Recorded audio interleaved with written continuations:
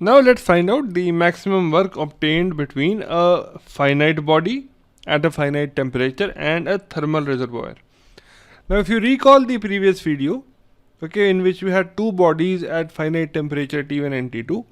Now let us consider that one of the bodies in the previous video is a thermal energy reservoir. Okay, the finite body has a thermal capacity Cp and its temperature is T. So this is the finite body. Okay, the temperature is C and the heat capacity is Cp, or the thermal capacity, and this is the thermal energy reservoir and is at a temperature T naught, and we assume that T is greater than T naught. So that is why you have a heat flow from the finite body to the TER. Now let us assume a heat engine which is operating between the two temperature limits. Okay, now the temperature of the TER would remain unchanged at T naught. So this is a constant temperature because it has a infinite heat capacity. Okay, the engine would stop working when the temperature of the body, that is this body, it reaches T naught.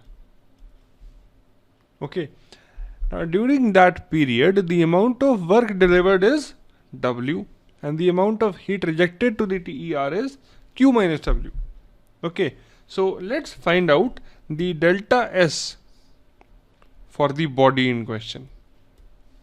Okay, and that is going from temperature T to T naught, and this is Cp dt by T, same as the previous calculation. So you will have Cp log T naught by capital T, and if you find out about the heat engine, okay, because it is working in a cycle, this would be 0, right? And the delta S for the TER, this would be Q minus W upon T naught.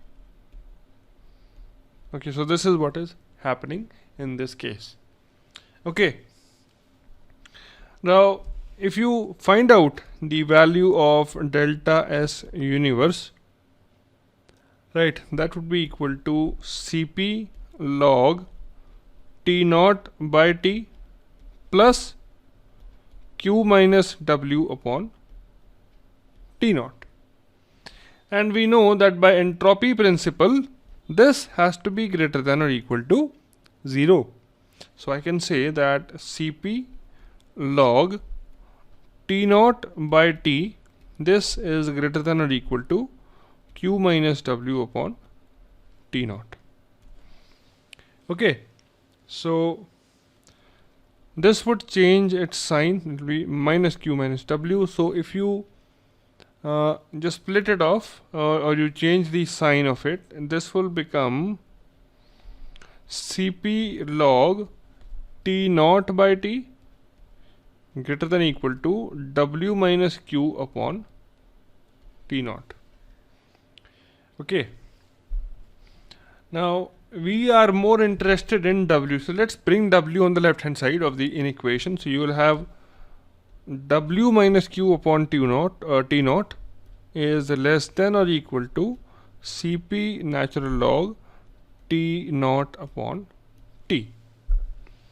Right, so let's find out the value of W in this case.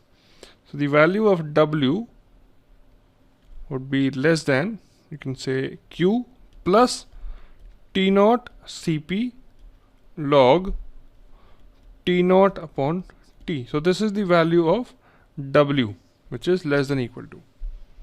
Now the maximum value of W would be when you have an equal to sign over here. So the W max is equal to, and this is Q plus Cp T naught into natural log of T naught upon T. Alright, so this is one expression of the maximum work that can be obtained between a body and a TER. Okay, so if you now remember the value of Q, now Q is the amount of heat that is being taken out of body at T. So that will be equal to Cp T minus T naught, because the body is approaching the temperature T naught. So this would become W max, Cp would become common, and you would get T minus T naught.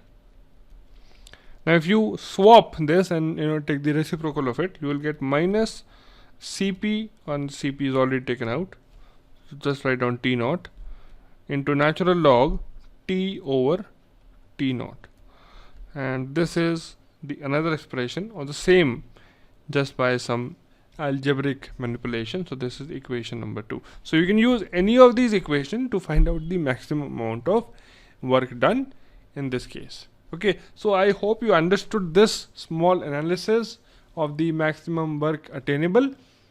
Now let's move on to the next video and talk about the processes exhibiting external mechanical irreversibility.